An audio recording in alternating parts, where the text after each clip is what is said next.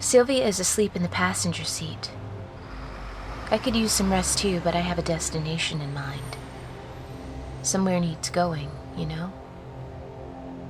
I don't know what I'll find there, but it's a step, at least, having a direction, even if I don't know where that direction will take me. I'm on my way, Alice. And it was all thanks to her.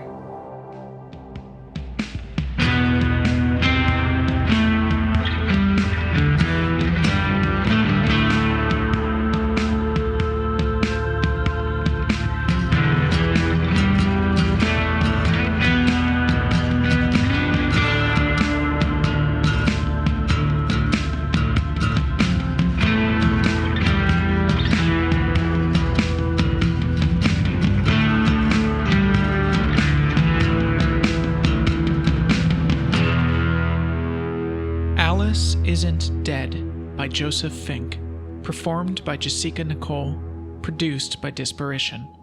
Part 1, Chapter 6, Sylvia. This episode is brought to you by Squarespace, the simplest way for anyone to create a beautiful landing page, website, or online store. For a free 2-week trial and 10% off, go to squarespace.com and use offer code DEAD. And stay tuned after the show to find out the answer to this devious riddle. Why did the chicken cross the road? I couldn't just leave her there, not on the side of the highway like that. What do you know? She asked. First thing she said, even before her butt hit the seat. What do I know? I said. Lots of things. I know you're a kid, and you shouldn't be on the side of the road like that. So I guess if we're making a list, we could start there. You stopped and looked at one of those billboards, the new ones. You were looking at one of them and crying. Do you know who put them up? You must know something. I didn't say anything. Started driving. She smelled strongly of something I couldn't place, like a walk through a park, but condensed into a single overpowering scent. Floral, but also herby. It was intense. Okay, maybe you don't know anything, she said. Fine, I don't know anything either. I had a lot of questions for her, obviously, but I just let us both stew in it for a bit. She kicked my book pile out of the way to make room for her feet. Brat. What's your name? I asked her. Sylvia. Sylvia Parker. I've heard that name somewhere, I said. I couldn't for the life of me remember where. Recognition without link. Common name, I guess, she said. She wouldn't tell me anything. We were almost to my destination at this point, in the suburbs of Atlanta. No offense, I just have to know if I can trust you, she said. Well, I have no idea if you can, I said. I don't know what I'm being trusted with. You've seen it too, she said. Strange visions out on the highway. The road takes weird turns for you, same as it does for me. What have you seen? I said. What have you seen? She said and smiled. My mom and I, we used to travel a lot, part of her job, and on breaks from school I would come with her. Lots of time in cars. We started to see what other people were missing. Between the rest stops and the Taco Bells. There's something dangerous out there. There's a crack somewhere, and something terrible is seeping through. Do you know what that something is? I asked. She said. Don't you wish sometimes that you could forget? That you could just have your memory wiped, and then you wouldn't be a person wandering, but a person who was almost somewhere, a person about to arrive, and when you arrived, you could just stay? You could just stay? Yes, I said. Yeah, God, yeah, me too, she said. When I dropped off the shipment, she hid. I didn't ask her to. I don't think she needed to. The people at the supermarket seemed friendly enough, and I don't think there was anything sinister about the pallets of cereal I was delivering. but she crouched on the floor of the cab, flipping through my books. After the delivery was done, she crawled back up into the seat. She held up The Girl from Hoppers by Jaime Hernandez. "Is this one any good?" she asked. "Hell yeah, it is." "Okay," she said, considering the cover for a moment before tossing it back by her feet. "Hey, I need to ask you something. Or to do something. And I can't tell you why. Would you do it?" My first impulse was sarcasm or similar, but instead I just sighed. "Honestly, probably," I said. "Okay, I need to get to Swansea, South Carolina. Can you take me there?" "What? South Carolina is the complete opposite direction from where I'm going. I have to get to the distribution center and..." She cut me off. "I wish I could tell you everything, but I can't. I'm asking, though. You're the first person I've talked to, like really talked to in, I don't know, weeks, months? I need you to take me to Swansea. It has to do with, you know." She gestured, her hand circling out to indicate all the things neither of us were willing to specify. I snorted and shook my head. "Sylvia, I am an adult, okay? I am an adult woman with a job, and that job says that I have to go to the distribution center, not drive a teenager hundreds of miles to a town I've never heard of for reasons that kid won't even tell me. I am a responsible goddamn adult."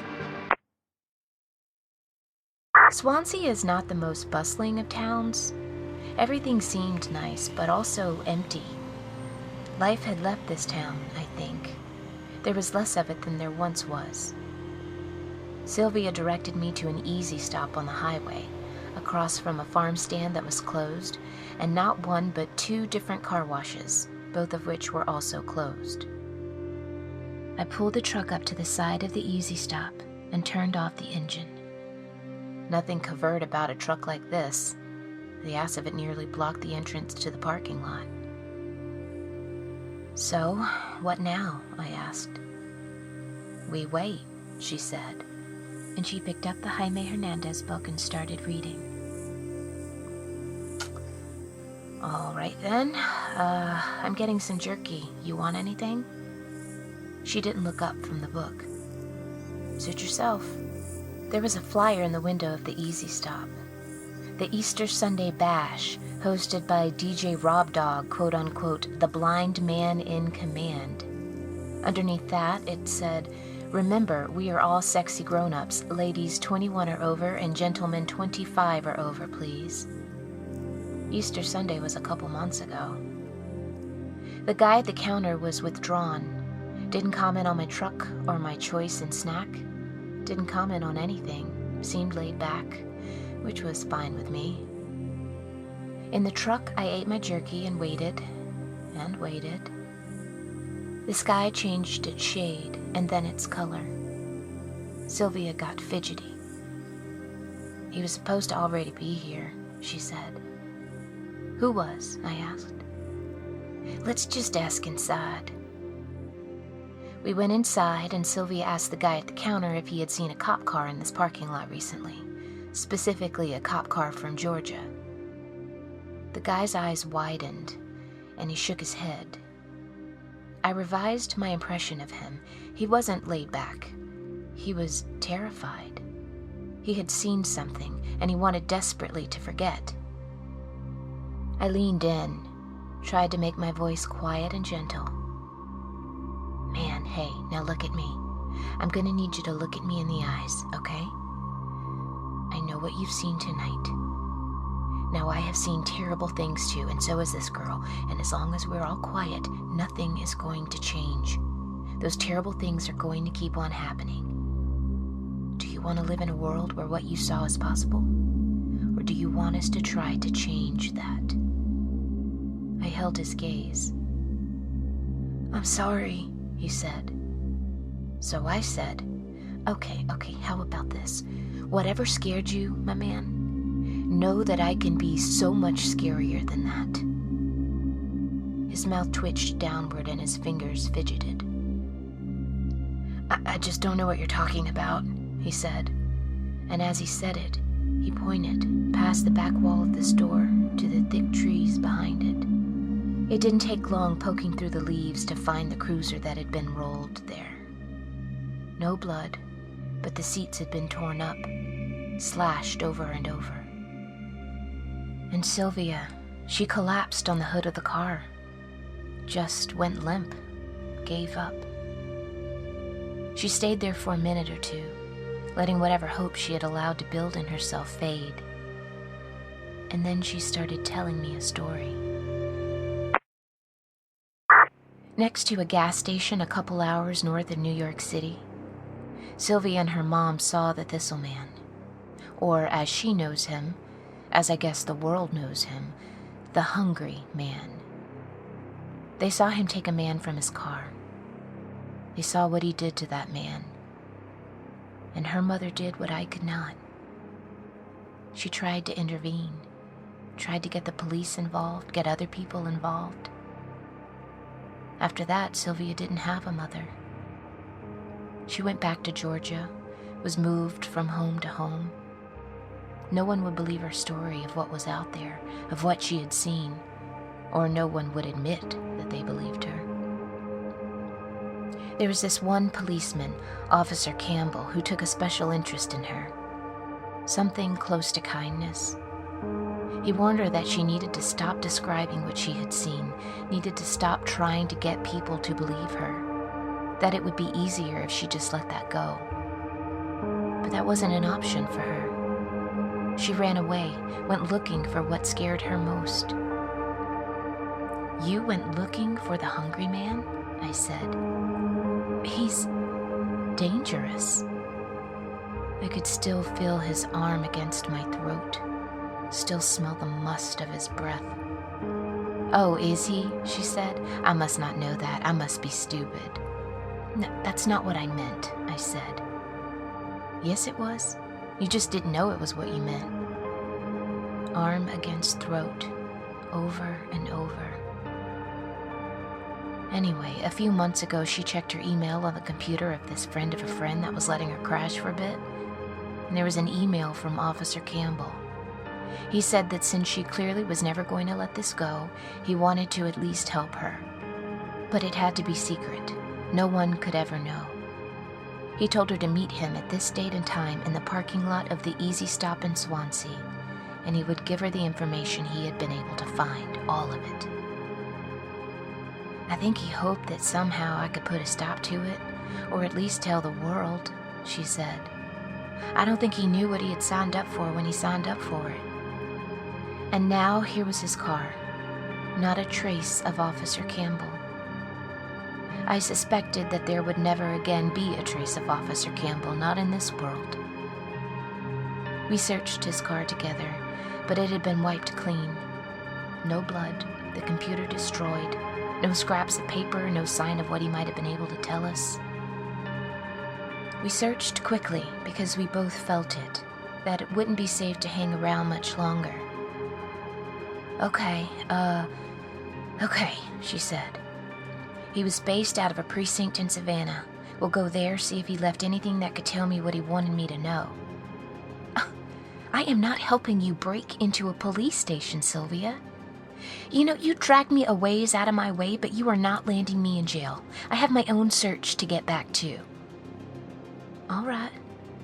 Take me to Savannah, drop me off. I'll be fine on my own. Been fine on my own for a while." "I can't just..." I started, and she waved that off.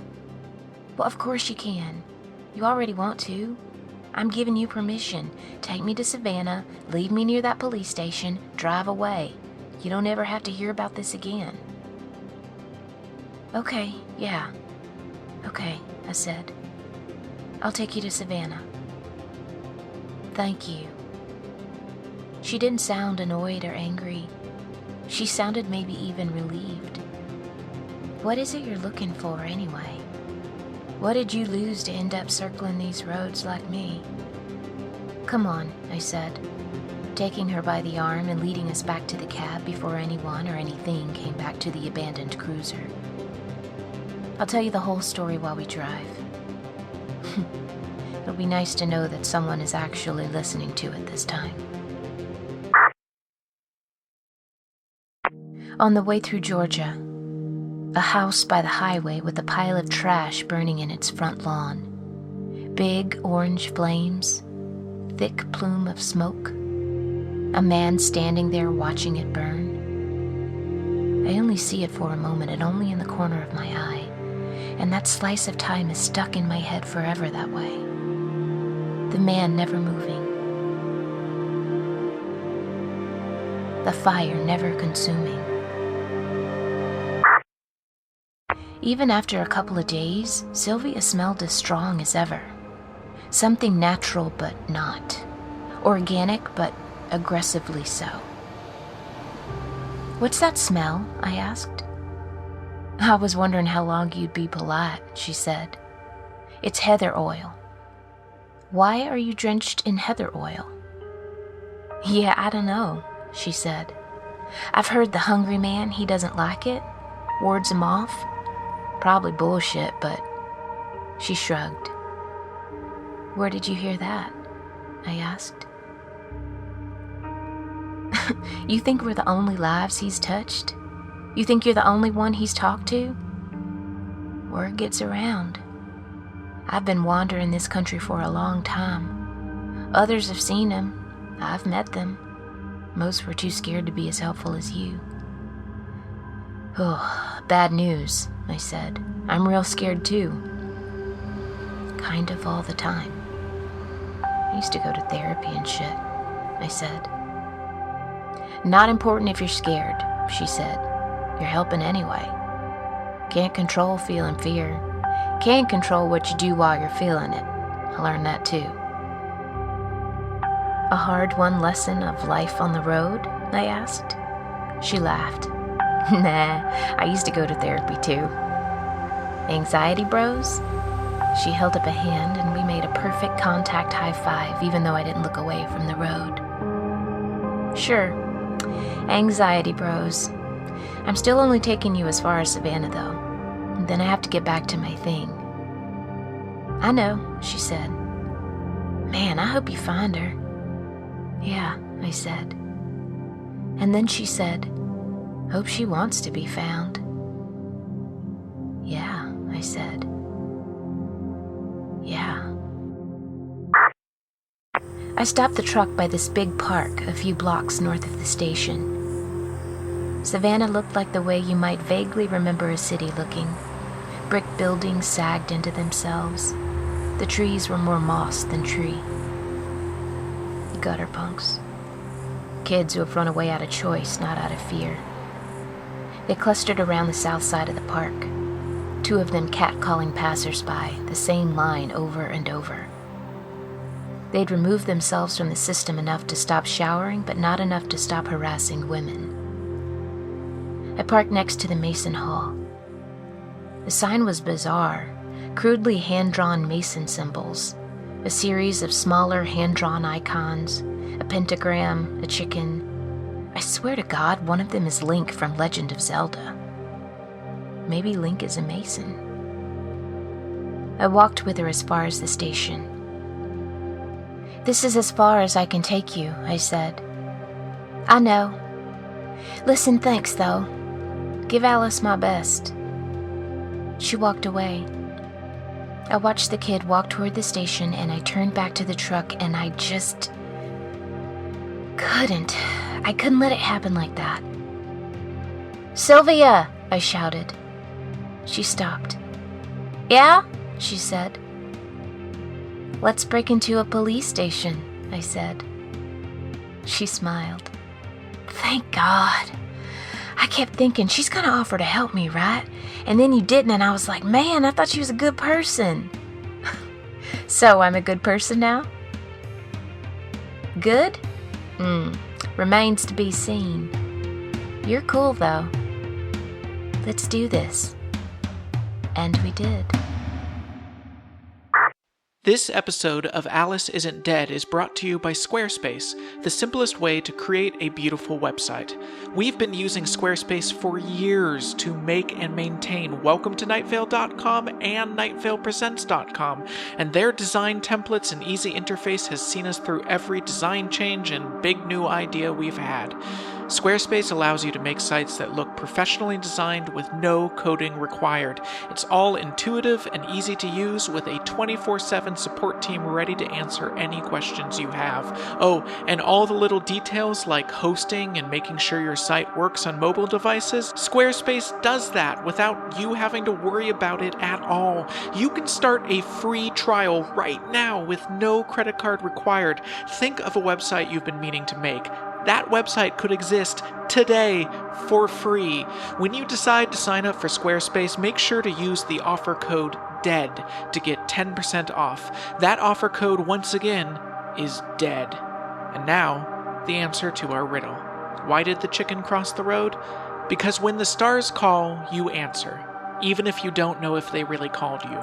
Even if you don't believe that they can call anyone. Even if maybe you were just outside. Like normal, just looking up at the sky normally, and the stars were as they always are, but you weren't as you always are, because the stars didn't change, you did, and once you were different, you couldn't live like you were the same. You had to live differently. You had to. You had to. And that is why the chicken crossed the road. We have amazing Alice Isn't Dead t-shirts and posters available on NightValePresents.com. This has been a production of Night Vale Presents. Find out more about us and our shows at NightValePresents.com.